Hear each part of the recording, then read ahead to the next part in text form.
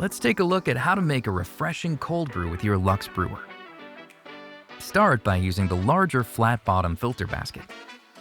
Add freshly ground coffee to the basket, about 100 grams, or roughly 12 scoops.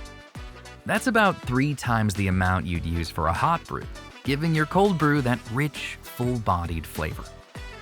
Fill the water tank to just below the cold brew line and ensure the cold brew option is displayed on screen.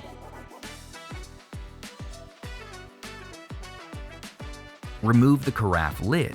You'll also see this indicated on screen. This allows the coffee to steep freely and develop deeper, stronger flavors. Select cold brew. Now set your steep time. A longer steep will produce a bolder, more intense cold brew, while a shorter one gives a lighter, smoother taste.